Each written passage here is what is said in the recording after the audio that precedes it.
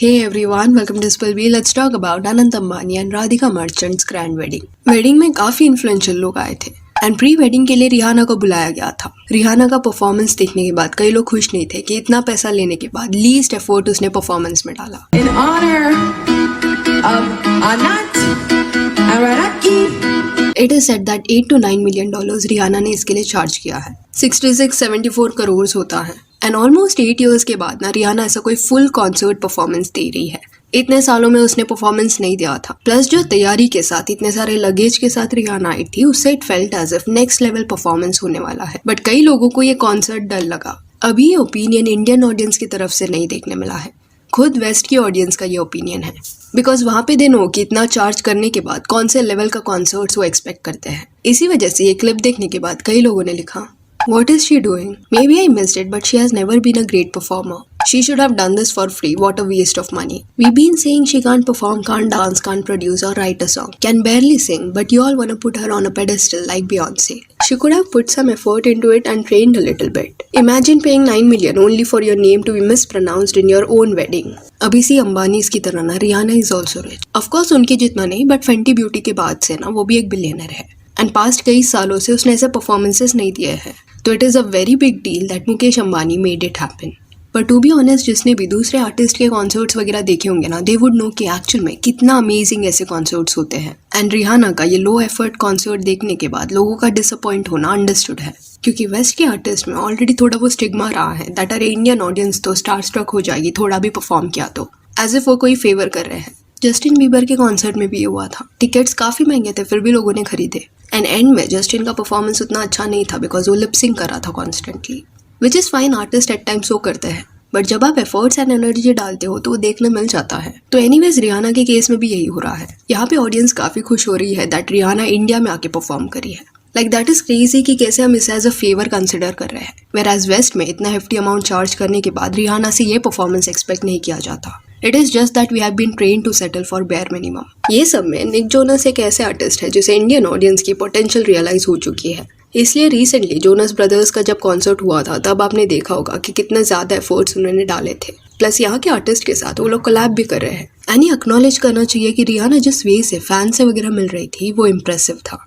Apart from that, Anant Ambani की बात करें तो एक अमेजिंग इनिशिएटिव उन्होंने लिया है, दैट इज़ वनतारा, जो abused, injured and endangered species को प्रोटेक्ट करने का ट्राई करेंगे। We are trying to give them a place where they can live a dignified life, and we have rescued all these elephants from some trauma.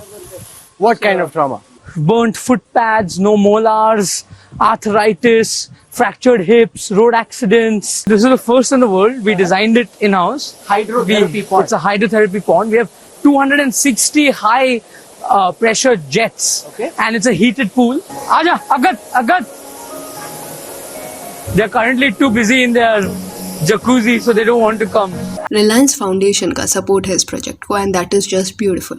Recently आपने पढ़ा होगा कि रतन टाटा जी ने भी एक एनिमल हॉस्पिटल ओपन किया है, तो जिन भी लोगों के पास रिसोर्सेज है ना, they can actually bring the change and it is amazing कि लोग ये कर रहे हैं। जिस तरीके से Anant Ambani was speaking about animals and how connected he feels to them shows that कि ये कॉज उनके लिए कितना इंपॉर्टेंट है। And let me tell you, जब तक आप एक कॉज के साथ कनेक्ट नहीं कर पाते ना, इतने एम्पैथी के साथ उसके बारे में बात करना इज नॉट ईजी। पर इसमें भी लोगों को प्रॉब्लम दिखाई दे रही है। ऑफकोर्स मेजॉरिटी लोग इसे सपोर्ट कर रहे हैं, पर फिर ऐसे भी कुछ ग्रुप्स हैं जो अपने इग्नोरेंस की वजह से ये प्रोजेक्ट के अगेंस्ट ना डाउट्स लोगों के मन में फैला रहे हैं। जैसे इसे image white washing, PR move का नाम दिया जा रहा है। So let's say it is a PR move, तो क्या गलत है इसमें? अच्छा काम ही तो हो रहा ना।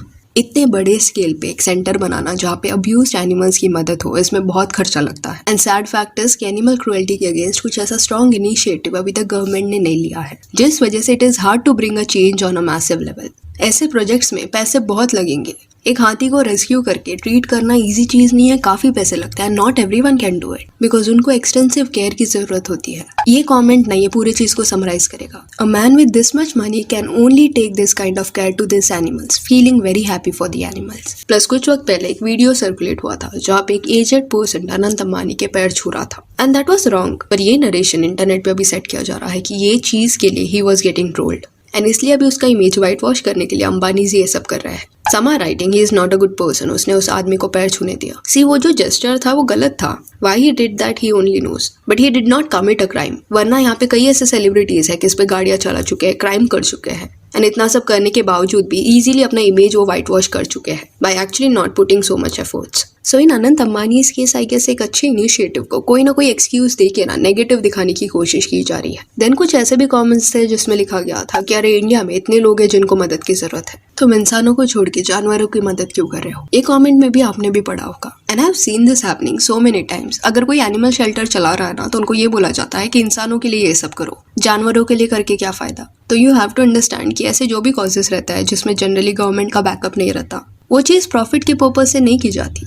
लोग सेल्फलेस होकर अपना टाइम अपना पैसा सोशल वर्क में डालते हैं, फिर चाहे वो किसी ह्यूमंस के लिए करे या डोमेस्टिक एनिमल्स के लिए या वाइल्ड लाइफ के लिए या एनवायरनमेंट के लिए। You can not tell them कि ये मत करो ये वाला करो। इतना ही है तो आप वो इनिशिएटिव लो एंड करो। हर एक कॉज उतना ही इंपॉर्टेंट है क्योंकि सिर्फ इंसानों के दम पे दुनिया नहीं चलेगी। को एग्जिस्टेंस कितना क्रूशल है ना लोग भूल जाते हैं। And let me tell you, Reliance Foundation के अंडर कई हॉस्पिटल्स भी है जो अफोर्डेबल हेल्थ केयर प्रोवाइड करने का ट्राई करते हैं। Even Tatas are doing it. Tata hospital ने कई लोगों की मदद की है। प्लस ये लोग इंडिया के हाईएस्ट टैक्स पेयर्स की लिस्ट में आते हैं, तो ऑलरेडी डेवलपमेंट के लिए they are contributing.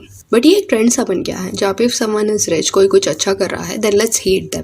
I am not saying ऐसे इन्फ्लुएंशियल फैमिलीज हमेशा करेक्ट होते हैं, ऑफ कोर्स नहीं। इन्फोसिस के केस में जो हो रहा है, जो स्टेटमेंट्स बाहर आ रहे हैं वो गलत है। एंड ऑडियंस में से भी ना सब लोग ऐसे हेट नहीं फैला रहे, बट ये मेंटालिटी है कुछ लोगों में। जैसे रिसेंटली जियो वर्ल्ड प्लाजा का जब ओपनिंग हुआ था, उस वक्त भी लोगों ने ये लिखना शुरू कर दिया था कि अरे पैसे बनाने का नया तरीका।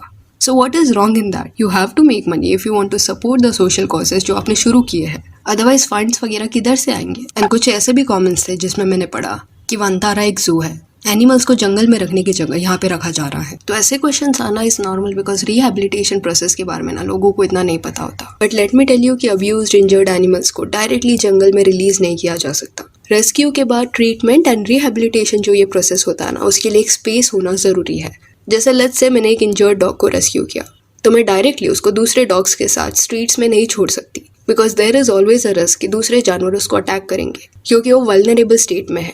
एंड अगर वो कॉन्स्टेंटली अपना टेरिटरी चेंज करता रहेगा तो ट्रीटमेंट कंटिन्यू करना गेट्स डिफिकल्ट। इसी वजह से एक स्पेस की जरूरत होती है जहाँ पे आई कैन ट्रीट हिम, चाहे फिर वो घर हो या शेल्टर। एक बार रिकवरी हो जाती है उसके बाद भी उनको टाइम लगता है to adjust to their environment, क्योंकि एनिमल्स में भी अगर वो कोई ट्रॉमा एक्सपीरियंस करते हैं उसकी वजह से फोबियाज डेवलप होते हैं। तो it is not that easy कि एलिफेंट को बचा लिया चलो जंगल में जाके छोड़ देते हैं। ग्राउंड रियलिटी से लोग इतने डिस्कनेक्टेड है कि ये सारी चीज़ें कितनी मैसिव स्केल पे हो रही है ना, लोग वो एक्नॉलेज ही नहीं कर रहे हैं। एनी इग्नोरेंस सोसाइटी में इसलिए है बिकॉज आजकल स्कूल्स में देन घर में हम वो बच्चों को एम्पैथी सिखाना ना भूल रहे हैं। उल्टा ये सिखाया जाता है कि write a letter to BMC complaining about dogs. जानवर दिखाने की पेरेंट्स पत्थर उठाना सिखा देते हैं बच्चों को। तो जैसे आप शेप करोगे एक पर्सन को उनके चाइल्डहुड में, उस पर कई चीजें डिपेंड रहती है। प्लस अनंत अंबानी बचपन से ना हेल्थ प्रॉब्लम से डील कर रहे हैं। He has asthma and hence losing weight was hard for him, जिस वजह से उनका जो वेट है ना वो फ्लक्चुएट होता रहता है। एंड ये इसलिए हुआ बिकॉज सीवियर अस्थमा की वजह से स्टेरॉइड्स दिए गए थे। और इसके बारे में अगर आप पढ़ोगे तो इट इज सेड कि इससे एपेटाइट बढ़ता है and it leads to weight gain.